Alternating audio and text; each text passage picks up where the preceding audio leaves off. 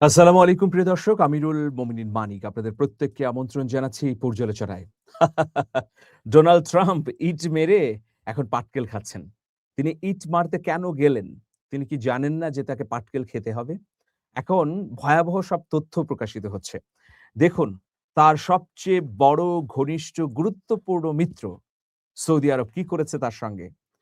একেবারে মানে অবস্থা লাল করে দিয়েছে। কোন দিকে যাবে ডোনাল্ড ট্রাম্প? আচ্ছা, হঠাৎ করেই তিনি প্রজেক্ট ফ্রিডম শুরু করলেন। এই যে আটকে থাকা জাহাজ উদ্ধারের জন্যে। অভিযান ৪৮ ঘন্টার মধ্যে শেষ করে আবার নিয়ে চলে গেলেন। কারণটা কি? এই পাগলামির কি দরকার? আচ্ছা, তার মতো ব্যক্তি বা মার্কিন যুক্তরাষ্ট্রের মতো রাষ্ট্র একটা অভিযানে নামার পর হঠাৎ করে আবার একদম গুটিয়ে নিল, এর পেছনে কি অন্য কোনো রহস্য নেই? আছে তো। এখন তো দেখছি যে গোপন খবর ফাঁস হয়ে গেছে। সেই খবর আপনাদেরকে আগে জানাতে চাই। সৌদি আরব তাদের রাজধানী রিয়াদের দক্ষিণ-পূর্বের প্রিন্স সুলতান বিমান ঘাঁটি এবং তাদের আকাশসীমা ব্যবহার করতে দিতে রাজি না হওয়ায় মার্কিন প্রেসিডেন্ট ডোনাল্ড ট্রাম্প তড়িঘড়ি করে হরমুজ প্রণালী দিয়ে জাহাজ চলাচল পাহারায় তার নৌ অভিযান পরিকল্পনা স্থগিত করেছেন বলে এনবিসি নিউজ জানাচ্ছে। হায়, হায়, হায়! দুঃখের বিষয়, এর আগে একটা ওয়াশিংটন পোস্টের গোপন খবর আমরা পড়লাম। এখন এনবিসি নিউজ, সব তো মার্কিন যুক্তরাষ্ট্রের সংবাদ মাধ্যম। এরা ফাঁস করে দিচ্ছে। কি জন্যে? দর্শকপ্রিয়তার জন্য নিশ্চয়ই, টিআরপি বাড়ানোর জন্যে বা নিজেদের স্বচ্ছতা প্রকাশ করবার জন্যে। গণমাধ্যম কিন্তু কোনো রং দেখে না। গণমাধ্যম যদি শক্তিশালী হয়ে ওঠে সত্যিকার অর্থে, তাহলে ভয়াবহ। কারণ সত্য আপনার বিপক্ষেও চলে যেতে পারে। তো গণমাধ্যম হচ্ছে সাপের বাক্সের মতো।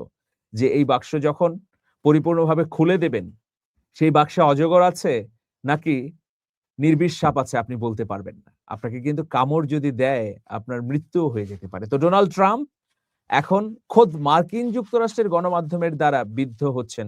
তার সব অজানা তথ্য ফাঁস করে দিচ্ছে এই মাধ্যমগুলো। মার্কিন কর্মকর্তাদের বরাত দিয়ে সংবাদ মাধ্যমটি জানায়, রোববার ট্রাম্প তার প্রজেক্ট ফ্রিডমের ঘোষণা দিলে সৌদি আরব ও অন্যান্য উপসাগরীয় মিত্ররা বিস্ময় প্রকাশ করেন। যে কি ব্যাপার, আমাদের কোনো অনুমতি ছাড়া, কথা ছাড়া, আলাপ আলোচনা ছাড়া হঠাৎ করে আবার এই অভিযান শুরু করলেন, বিষয় কি? ট্রাম্প এখন মুশকিলের মধ্যে পড়েছেন। তার জাহাজ নিয়ে খালি দৌড়াদৌড়ি করছেন। কখনো এটা লোহিত সাগরে আসে, কখনো ভূমধ্য সাগরে, কখনো বাব আল মানদেবে, কখনো ওই যে হাইফা বন্দরে। মানে এভাবে দৌড়াদৌড়ির মধ্যে আছে। এরপর Trump Saudi crown prince Mohammed bin সালমানকে ফোন করলেও তার সম্মতি আদায় করতে পারেননি। আহারে! ওয়াশিংটনের এ নৌ অভিযানের ঘোষণা সৌদি নেতাদের বিস্মিত করেছিল কিনা এমন প্রশ্নের জবাবে এক সৌদি সূত্র বলছে, পরিস্থিতি এত দ্রুত বদলাচ্ছে যে অবাক হওয়ার সুযোগই থাকছে না। মানে ডোনাল্ড ট্রাম্প তিনি নিজের সিদ্ধান্তে ঘন্টায় ঘন্টায় যেভাবে কাজ করছেন, তো খোদ তার স্ত্রীও এসব জানে কিনা, মেলানিয়া ট্রাম্প, আমরা জানি না। কারণ ট্রাম্প তো আনপ্রেডিক্টেবল। এই এটা বলছেন, এই এটা করছেন। এর জবাবে সৌদি আরব যুক্তরাষ্ট্রকে জানায় তারা রিয়াদের দক্ষিণ-পূর্বে অবস্থিত প্রিন্স সুলতান বিমান ঘাঁটি থেকে মার্কিন সামরিক বিমান উড্ডয়ন করতে দেবে না এবং এই উদ্যোগে সহায়তার জন্য সৌদি আরব আকাশসীমাও ব্যবহার করতে দেবে না বলে স্পষ্ট বা সাফ জানিয়ে দেয়। যুক্তরাষ্ট্র ও ইরানের মধ্যে চুক্তিতে পৌঁছাতে পাকিস্তানের নেতৃত্বে যে কূটনৈতিক প্রচেষ্টা চলছে, তাতে রিয়াদের পুরোপুরি সমর্থন আছে বলেও সূত্রটি নিশ্চিত করে। হোয়াইট হাউসের এক কর্মকর্তা বলেছেন, হরমুজে তাদের অভিযানের বিষয়ে পশ্চিম এশিয়ার মিত্রদের আগেই জানানো হয়েছিল, কিন্তু মিত্ররা বলেছে আমরা জানি না। ট্রাম্প প্রকাশ্যে অভিযানের ঘোষণা দেওয়ার পরই ওয়াশিংটন তাদের সঙ্গে যোগাযোগ করেছে বলেও ওমানের এক কূটনীতিক জানান। তিনি বলেন, যুক্তরাষ্ট্র আগে ঘোষণাটি দেয়, পরে আমাদের সঙ্গে যোগাযোগ করে। আমরা হতাশ বা ক্ষুব্ধ নই। এদিকে ইরান বৃহস্পতিবার বলেছে যে তারা হরমুজ প্রণালীতে যে কোনো বাণিজ্যিক নৌযানকে সামুদ্রিক, যান্ত্রিক বা মেডিকেল সহায়তা দিতে প্রস্তুত। কারণ আপনারা জানেন ১৬০০ জাহাজ আটকা আছে। ট্রাম্প তার প্রজেক্ট ফ্রিডম স্থগিতের ঘোষণা দেওয়ার একদিন পর তেহরান এ ঘোষণা দিল। এখন তেহরান কবে নাগাদ পরিপূর্ণভাবে এই হরমুজ প্রণালীকে উন্মুক্ত করে দেবে, তার উপর কিন্তু বিশ্বের অচল অবস্থা নিরসন হওয়ার আশা নির্ভর করছে। তো দেখুন, ট্রাম্পের সঙ্গে সব সম্পর্ক ভেঙে দিল সৌদি প্রিন্স। সৌদি আরবের ক্রাউন প্রিন্স তথা ডিফ্যাক্টো শাসক তথা প্রধানমন্ত্রী মোহাম্মদ বিন সালমান এত বড় অঘটন ঘটাবেন, তাকে আপনি আমি কল্পনা করতে পারি? আকাশ সীমা ব্যবহার করতে দেবেন না, এই ফ্রিডমে কোনো সহায়তা করবেন না বা কোনো অনুমতিও নেই এই ধরনের অভিযানের। কি ব্যাপার? সৌদি আরবের সঙ্গে মার্কিন যুক্তরাষ্ট্রের কি হলো? ডোনাল্ড ট্রাম্পের সঙ্গে ক্রাউন প্রিন্স মোহাম্মদ বিন সালমানের এত ঘনিষ্ঠতা, এত মাখামাখি, এরপর কেন না করলেন সৌদি আরব? তার কারণও আমরা অনুসন্ধান করতে চাই প্রিয় দর্শক। দেখুন, মোহাম্মদ বিন সালমান তিনি কিন্তু পাটকেল মেরে দিয়েছেন। কিভাবে? কদিন আগে ডোনাল্ড ট্রাম্প মোহাম্মদ বিন সালমানের বাবাকে ভয়াবহ এক অপমানসূচক কথা বলেছিলেন। মোহাম্মদ বিন সালমানের বাবা সালমান এখনো কিন্তু আ সৌদি আরবের বাদশাহ। তিনি কিন্তু তার বাদশাহিত্ব থেকে সরে যাননি। তিনি বৃদ্ধ হয়ে গেছেন। প্রায় ৯০ এর কাছাকাছি তার বয়স। তারপরেও তিনি বাদশাহী ধরে রেখেছেন।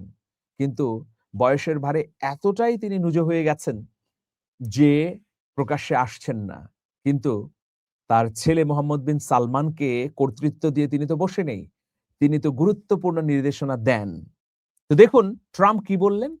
যে সৌদি বাদশাহ এখন এতটাই অনুগত হয়ে গেছে আমার, যে প্রয়োজনে আমার পশ্চাৎদেশে মানে পাছায় চুমু দিতেও রাজি আছে। কি ধরনের ন্যাক্কারজনক মন্তব্য? এই মন্তব্যের পরে সৌদি আরবের সরকার ভয়াবহ ক্ষুব্ধ হয়ে ওঠে। সেটা কিন্তু প্রকাশ্যে প্রতিক্রিয়া তারা দেখায়নি, বা তার প্রতিক্রিয়া যে এতটা ভয়াবহ হবে সেটা ট্রাম্প বুঝতে পারেননি। পাছায় চুমু নিতে চান ট্রাম্প, এই যে চুমু দিয়ে দিয়েছে আকাশ ব্যবহার করতে অনুমতি না দিয়ে। ফলে কি হয়েছে? রাতারাতি ৪৮ ঘন্টার মধ্যে প্রজেক্ট ফ্রিডম বাতিল করে দৌড় দিয়েছে মার্কিন যুক্তরাষ্ট্রের দিকে। এখন যে জাহাজগুলো দিয়ে প্রজেক্ট ফ্রিডম চালাতে চেয়েছিলেন, ওই জাহাজগুলো কোন রকমে ওই যে ইসরায়েলের হাইফা বন্দরের আশেপাশে নিয়ে রেখেছেন। এই হচ্ছে অবস্থা প্রিয় দর্শক। তো এর পেছনে আরো একটা কারণ আছে, গুরুত্বপূর্ণ কারণ। সেই কারণটা কি জানেন? সৌদি আরব এখন ইরানের পায়ে পা দেবে না। কারণ সৌদি আরব জানে ইরানের পায়ে পা দিলে পা পুড়ে যাবে, পঙ্গু হয়ে যাবে সৌদি আরব। সেই জন্যে তারা আকাশ সীমা ব্যবহার করতে দিতে চায় না। কারণ এই যুদ্ধবিরতির মধ্যেই সৌদি আরবের পররাষ্ট্রমন্ত্রী তিনি ইরানের পররাষ্ট্রমন্ত্রীকে ফোন করেছেন, বলেছেন যে ভবিষ্যতে যুদ্ধের সময় যেন আমাদের সরকারি, বেসরকারি, সামরিক, বেসামরিক স্থাপনাগুলো সুরক্ষিত থাকে, কোন ধরনের হামলা যেন ইরান কর্তৃক না হয়। একটা গোপন খবর আপনাদেরকে বলি, মিডল ইস্ট আই মনিটরে এটা প্রকাশিত হয়েছে। সৌদি আরবের প্রশাসন ইরানকে এই আ অঙ্গীকারও করেছে যে প্রয়োজনে সৌদি আরবের কোথায়, কোথায় অজানা, গোপন, অজ্ঞাত, অপ্রকাশিত মার্কিন ঘাঁটি আছে সেগুলোর তথ্যও আমরা দেব। ওইগুলোতে আপনারা হামলা করুন। তবুও আমাদের স্থাপনাগুলোতে হামলা করবেন না। কেন? তারা জানে যে ইরানের সঙ্গে যুদ্ধে গেলে ভয়াবহ পরিস্থিতি হবে। যে আরামে বিলাসে মত্ত আছেন সৌদি রাজারা, সে অবস্থা আর থাকবে না। তো সেই জন্যে এখন ওই পশ্চিমা বলয় ছেড়ে সৌদি আরব ইরানের দিকে ঝুঁকে গেছে। এখন পাকিস্তানের সঙ্গে নিরাপত্তা চুক্তি হওয়ার পর তাদের সাহস বেড়ে গেছে। আর যে পাকিস্তান দুতিয়ালি করছে, সেই পাকিস্তানকে কি এখন বিগ্রানোর কোনো চেষ্টা করবেন ট্রাম্প? সুতরাং পাকিস্তানের ঘনিষ্ঠ বন্ধু সৌদি আরব এখন কষে থাপ্পড় দিয়ে দিয়েছে মার্কিন যুক্তরাষ্ট্রকে। তো অবস্থা কি? অবস্থা ভয়াবহ। ফলে এটা আমরা নিশ্চিত করেই বলতে পারছি যে সৌদি আরবের সঙ্গে মার্কিন যুক্তরাষ্ট্রের কূটনৈতিক সম্পর্ক একদম শীতল অবস্থায় যাচ্ছে এবং কয়েকদিনের মধ্যেই হয়তো তলানিতে গিয়ে ঠেকবে। এর মধ্যে কেবল ব্যতিক্রম সংযুক্ত আরব আমিরাত। আপনারা জানেন যে তেল উৎপাদনকারী দেশগুলোর আন্তর্জাতিক সংস্থা ওপেক থেকে এই রাষ্ট্রটি বেরিয়ে গেছে। মানে একঘরে হয়ে গেছে। ত্যায্যর মতো অবস্থা আরকি। ত্যায্য পুত্র সে। এই মধ্যপ্রাচ্যের সৌদি আরবের নীতিও এখন সে আর অনুসরণ করবে না। কোন আ উপদেষ্টার পরামর্শে এই কাণ্ড ঘটিয়েছে সংযুক্ত আরব আমিরাতের রাজা এবং প্রধানমন্ত্রী, তাদের প্রিন্সরা, আমি জানি না। কিন্তু মনে হচ্ছে তারা আগুনেই পা দিয়েছে। তারা হয়তো ভেবেছিল যে তাদের অভিভাবক ইসরায়েল সবসময় পাশে থাকবে। কিন্তু ইসরায়েলেরই তো এখন নাস্তানাবুদ অবস্থা। ফলে এখন এই সংযুক্ত আরব আমিরাতকে আর গাইডও করছে না সৌদি আরব। কারণ সৌদি আরব ভেতরে, ভেতরে ক্ষুব্ধ হয়েছে ওপেক থেকে বের হয়ে যাবার কারণে। সৌদি আরব তার নিজের পথটি পরিষ্কার রাখতে চাইছে।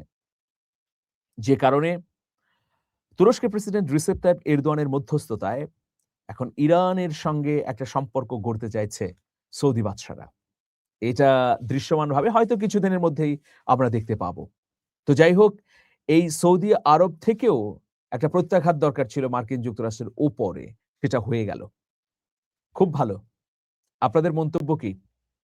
ভালো থাকবেন সবাই। শুভেচ্ছা নিরন্তর। আল্লাহ হাফেজ।